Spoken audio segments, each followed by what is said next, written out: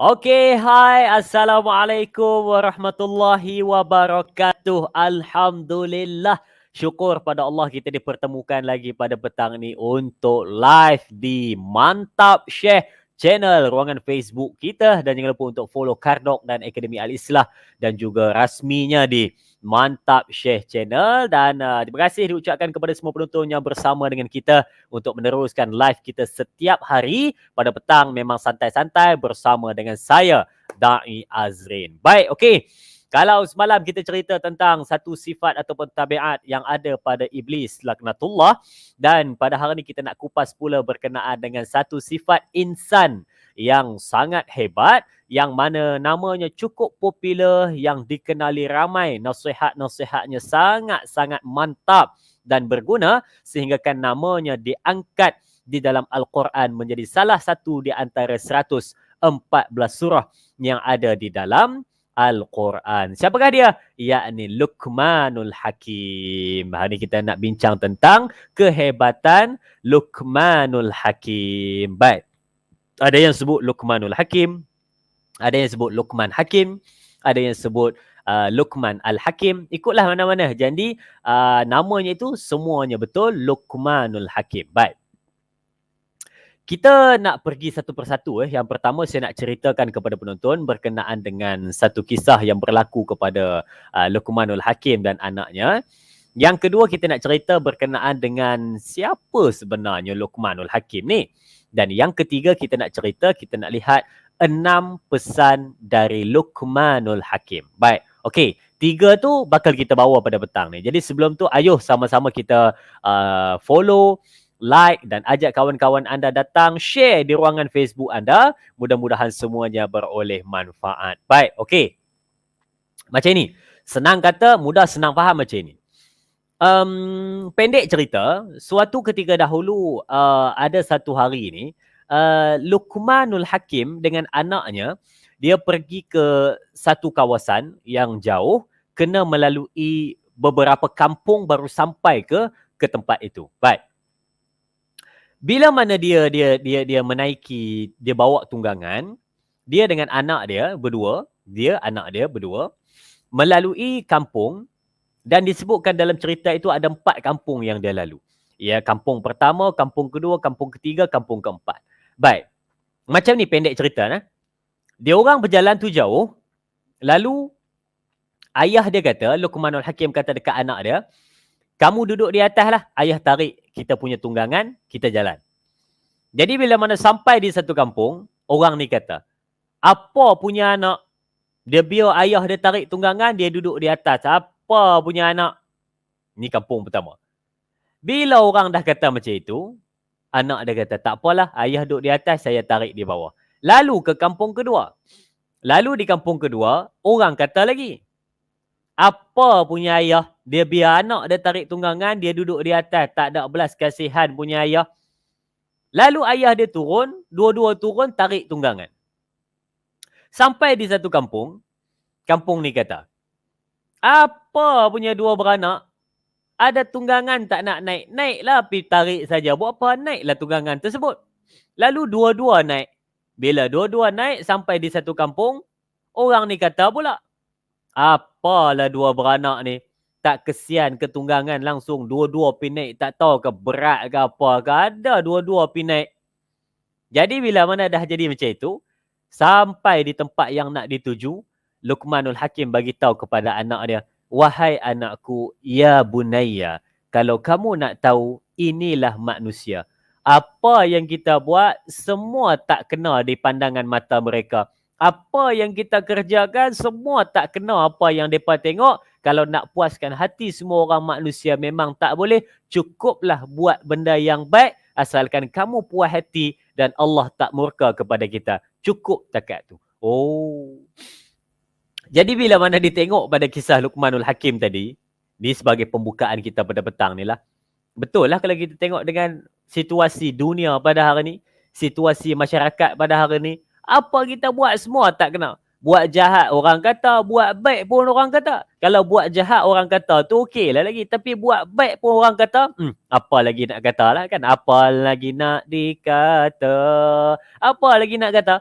buat baik pun orang kata juga, buat baik pun orang pelekeh juga. Jadi di antara buat jahat orang pelekeh dengan buat baik orang pelekeh, pilihlah buat baik orang pelekeh kerana kamu buat baik satu pahala, kamu sabar dengan perlekehan orang itu juga satu pahala untuk kamu. Baik.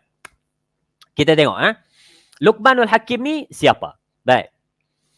Menurut Ibnu Kathir, Luqmanul Hakim adalah seorang hamba yang soleh. Bukan hamba tawanan, bukan. Hamba ni maknanya seorang hamba Allah. Seorang hamba Allah yang soleh. Kuat beribadat, mempunyai kebijaksanaan yang luar biasa. Dan suka berkongsi nasihat sehingga terdapat sebuah surah yang khusus di dalam Al-Quran yang menceritakan tentang kisah beliau beserta nasihat yang selalu disampaikan kepada anaknya. Baik. Nasihat Luqmanul Hakim kepada anaknya tersebut di dalam Al-Quran surah Luqman ayat 13 sehingga ayat ke-19. Jadi sama-sama ayuh kita lihat apakah nasihat yang disampaikan kepada anaknya. Baik. Kita sebut dulu sekali lalu. Baik, bermacam-macam pendapat ahli tafsir berkata mengenai sejarah Luqmanul Hakim. Ramai banyak cerita, banyak pendapat, banyak pandangan yang menceritakan Luqmanul Hakim ni siapa dan dia hidup di zaman mana.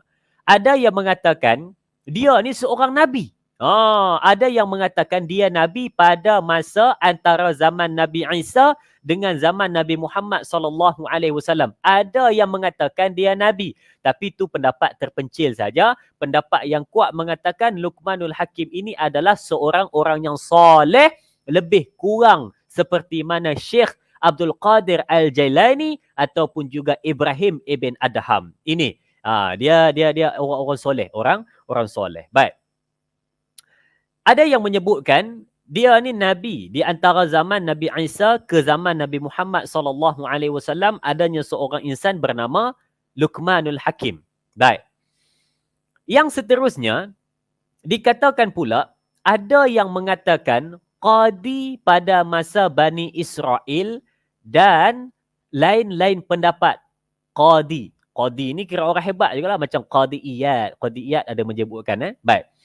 Yang seterusnya, tetapi pendapat yang paling banyak mengatakan bahawa Luqmanul Hakim bukanlah Nabi, tetapi seorang yang diberikan Allah hikmah yang hidup pada zaman Nabi Daud alaihissalam. Itu dia. Kan? Yang ni pendapat paling kuat. Pendapat yang pertama kata, dia ni hidup zaman, antara Nabi Isa dengan Nabi Muhammad SAW. Pendapat pertama. Pendapat kedua katakan dia ni hidup pada zaman Bani Israel yang mana dia seorang qadi. Zaman seorang qadi. Dan ada pendapat paling kuat mengatakan Luqmanul Hakim ini adalah seorang yang diberikan hikmah, sebab tu namanya Luqmanul Hakim. Hakim ni maknanya bijaksana.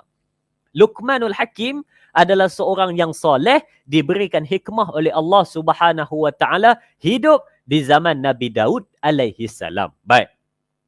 Kita pendekkan cerita. Lalu yang kita sepakati dan kita faham, Luqmanul Hakim namanya diangkat dalam Quran menjadi salah satu nama surah, dan dalam surah itu ayat 13 sampai ayat 19 dia kongsikan tentang pendapat dia ataupun nasihat dia kepada anak-anaknya yang boleh dijadikan sebagai pedoman dan pendapat kita pada hari ini. Baik, ayo kita tengok apa nasihat Luqman. Baik. Yang pertama, kata Luqman, dan ingatlah ketika Luqman berkata kepada anaknya dikala sedang memberinya nasihat, katakanlah, ya bunayya, janganlah engkau mempersekutukan Allah, kerana sesungguhnya syirik itu adalah perbuatan penganiayaan yang sangat besar. Nombor satu, Luqmanul Hakim nasihat kepada kita, nasihat kepada penonton-penonton semua, nasihat di dalam Al-Quran. Yang mana Luqman bagi tahu kepada anak dia, jangan sesekali syirik menduakan Allah Subhanahu Wa Taala, kerana itu adalah satu perbuatan yang sangat buruk, yang sangat dahsyat, yang sangat keji. Yang paling keji adalah dosa yang paling besar di antara dosa-dosa yang besar. Kalau ditengok di dalam kitab Kabair, dosa-dosa besar yang paling awal sekali adalah mempersekutukan, yakni syirik kepada Allah Subhanahu wa taala. Ini Luqman letakkan nombor 1.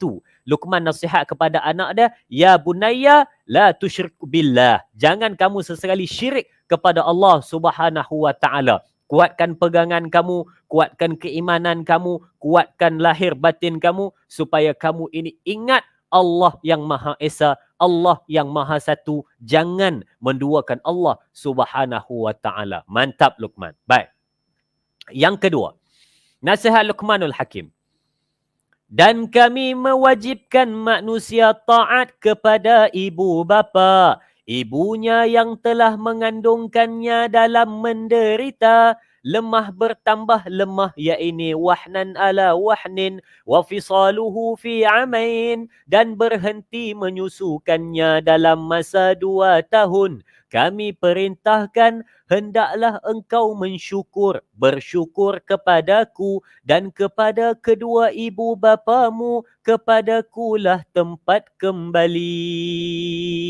Nasihat yang kedua, Luqman sebut, setelah kamu ini jangan syirik kepada Allah, yang kedua, kamu kena jadi orang yang berbuat baik, wabil walidaini ihsana. Orang yang berbuat baik kepada kedua ibu bapa kamu. Tu dia. Lepas Allah, ibu bapa, Luqman pesan kepada kita. Jangan buat naya, jangan buat jahat, jangan buat buruk kepada ibu bapa. Dia pesan yang kedua. Sebab dalam Quran, dalam ayat ni, Allah bagi tahu kepada kita, yang payahnya ibu dan ayah ni nak membesarkan kita, yang si ibu tu wahnan ala wahnin wa fisaluhu fi amain. Wahnan ala wahnin ni maknanya apa? Berat di atas berat. Berat di atas berat. Mengandungkan 9 bulan 10 hari tu, berat di atas berat, susah di atas susah, payah di atas payah. Maka kamu ini kena tahu, lepas lahir disusukan pula kamu ini lebih kurang dalam masa 2 tahun. Maka susahnya nak membesarkan kamu. Bila besar, kamu marah mak ayah, kamu pijak kepala mak ayah, kamu tengking mak ayah. Allah pesan di dalam surah Al-Isra', fala takul lahuma ufin wala tanharhuma wa kullahuma qawlan karima. Jangan sesekali kamu ni walaupun berkata jangan. Kata pun dah derhaka, apatah lagi buat benda-benda yang lebih hebat daripada tersebut. Cakap yang baik-baik, cakap yang elok, jangan diherdik, jangan dimaki, jangan dicaci. Jadilah seorang anak yang baik. Luqman petang ini pesan kepada kita.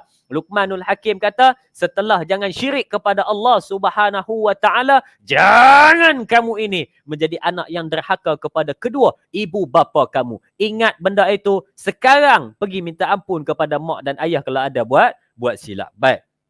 Itu yang kedua. Pesan Luqman yang ketiga, dan jika keduanya memaksamu supaya engkau mempersekutukan aku dengan sesuatu tanpa ada pengetahuanmu padanya, tapi gantilah keduanya dengan baik. Dalam urusan dunia turutlah jalan orang yang kembalimu, maka aku akan mengkhabarkan kepadamu segala yang telah kamu kerjakan. Tapi Allah pesan pada kita, kalau ibu dan bapa memaksamu untuk mempersekutukan Allah, maka pada ketika ini jangan diturut, kerana taatlah kepada kedua ibu bapamu selagi mana mereka menyuruh benda yang baik dan tidak melanggar hukum agama. Baik, okey, ini faham. Yang seterusnya, ya bunayya, sesungguhnya jika ada amal-amal itu sebesar biji sawi sekalipun, biar adanya di dalam batu atau tergantung di langit ataupun di dalam bumi, nescaya Allah akan memperlihatkannya. Sesungguhnya Allah Maha Halus dan Maha Mengetahui. Baik. Saya nak sebut di sini. Pesan Luqmanul Hakim yang ketiga. Luqmanul Hakim kata kepada anaknya, hang ni di atas dunia ni, hang buat apa pun, amalan hang baik ke, buruk ke, jahat ke, elok ke, hang hati-hati. Sebab Apa pun yang kamu buat, hatta perbuatan itu kamu sorokkan di atas langit, sorok di balik bumi, kamu sorok di dalam batu sekalipun, hatta yang kamu buat itu hanya sebesar biji sawi sahaja, tetapi Allah Maha mengetahui apa yang kamu buat. Jadi tolong hati-hati. Luqman pesan kepada anak dia, dalam masa yang sama Luqman pesan kepada kita semua supaya berhati-hati di dalam apa tindakan yang kita nak buat, sebab kita tak tahu yang manakah tindakan kita itu yang akan menyebabkan kita susah di hari kemudian hari. Yang itulah yang sangat-sangat kita takut. Jadi pegang betul-betul nasihat Luqman ni, supaya kita ni bukan sekadar hidup tetapi menghidupkan kehidupan. Jadi manusia yang hidup, maka hidup juga jiwa dan raganya. 7 kali sebut perkataan hidup sebagai satu pedoman untuk tuan-tuan semua. Baik. Yang keseterusnya, apa lagi nasihat Luqman? Luqman bagi tahu kepada kita, dan janganlah engkau memalingkan pipimu dari manusia kerana sombong, dan janganlah berjalan di muka bumi dengan angkuh. Sesungguhnya Allah tidak menyukai orang yang sombong dan membangga diri.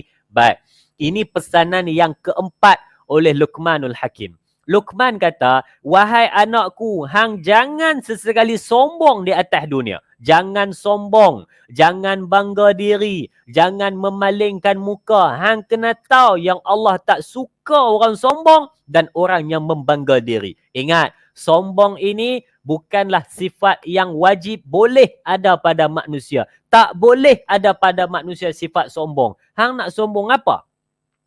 Sebab tu Luqman dia tekankan kepada anak dia, hebat macam mana pun kamu, power macam mana pun keturunan kamu, banyak macam mana pun harta kamu, hebat macam mana pun kamu berdiri di atas dunia, jangan sesekali kamu jadi manusia yang sombong di atas muka bumi ini. Ingat, ketika mana di akhirat sana, pernah ditanyakan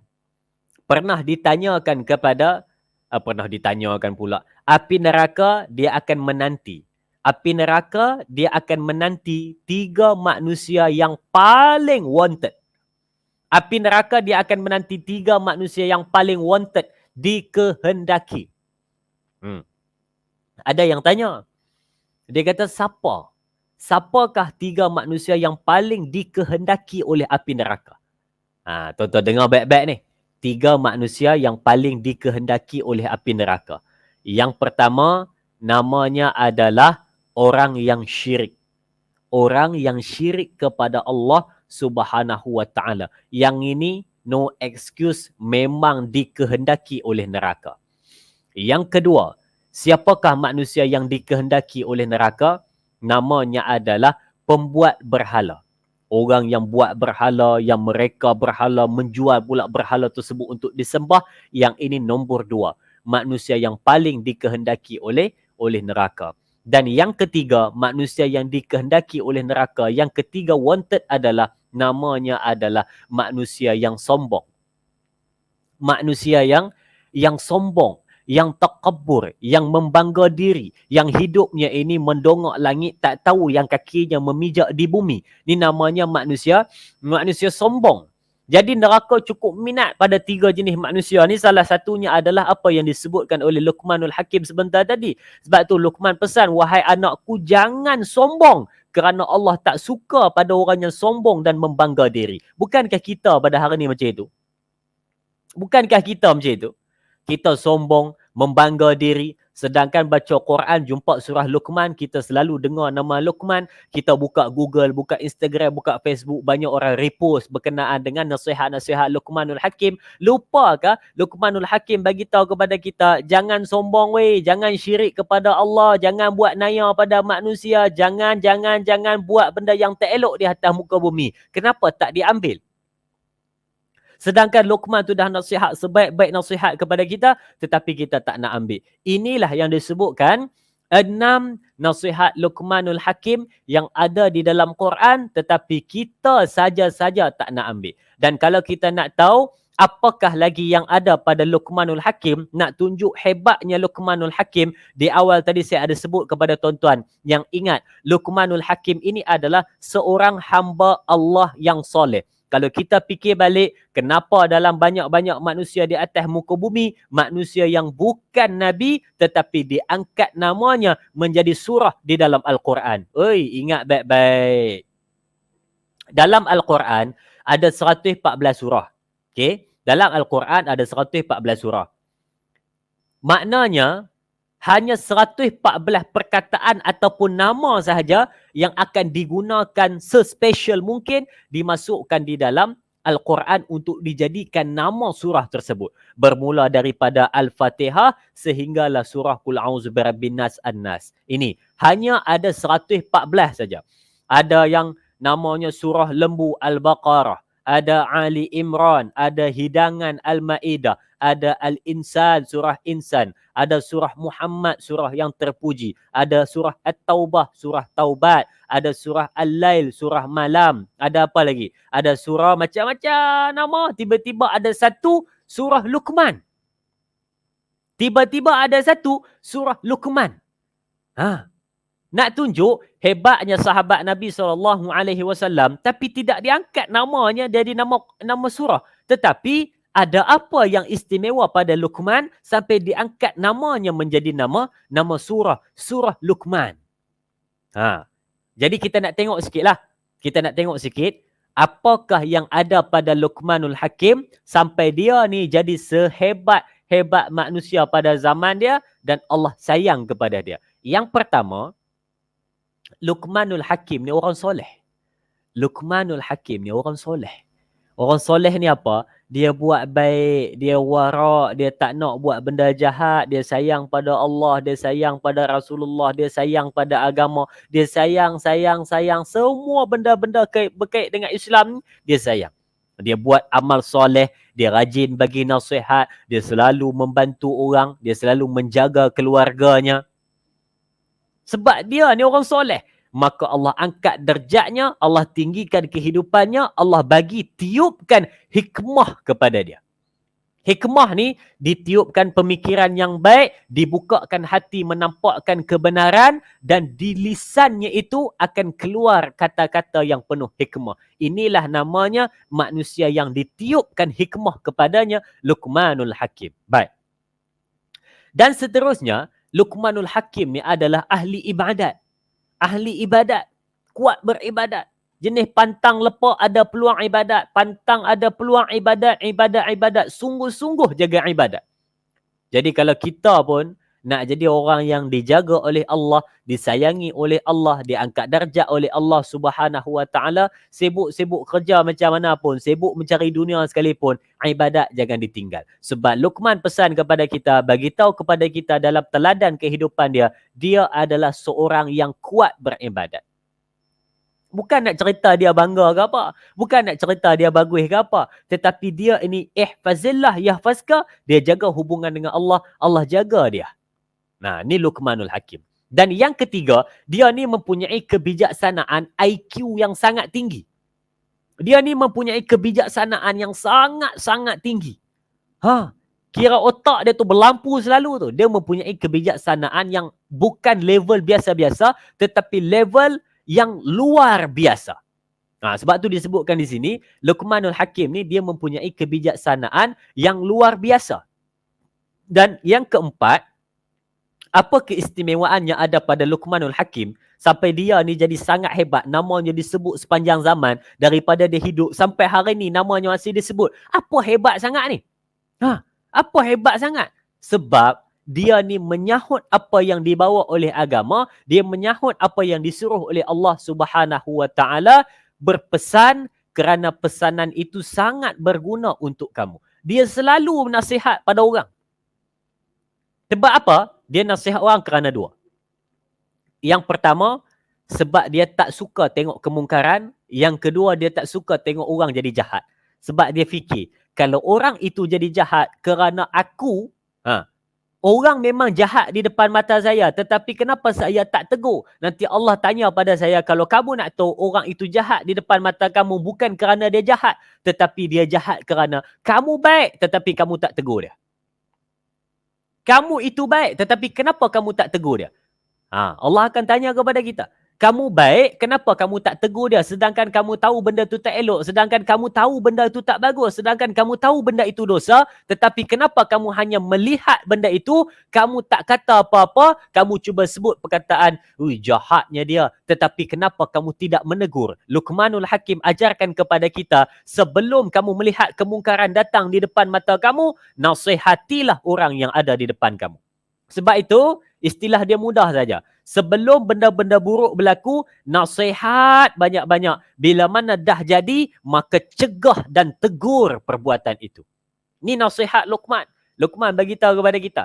Dan yang seterusnya, apa lagi yang hebat ada pada Luqman? Dia sangat menjaga keluarganya. Inilah 5 benda yang ada pada Luqman sampai dia diangkat menjadi manusia yang sangat hebat. Apa dia tadi? Yang pertama, dia hamba Allah yang soleh. Yang kedua, dia kuat beribadat. Yang ketiga, dia ni sangat bijaksana. Dia sangat bijaksana kerana ditiupkan hikmah.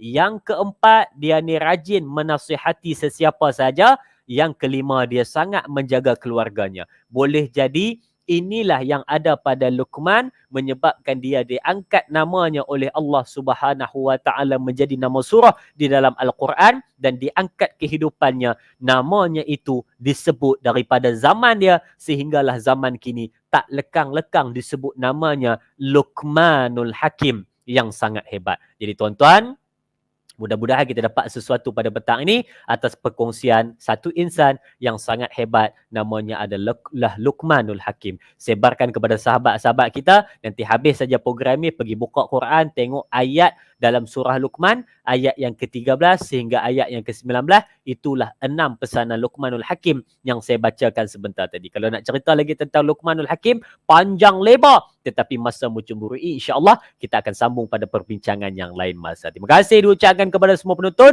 Ayo sama-sama kita sahut seruan, kita nak tiru bagaimana kehidupan Luqmanul Hakim. Jaga diri, selamat petang. Assalamualaikum warahmatullahi wabarakatuh. Alamak, mantap Syekh.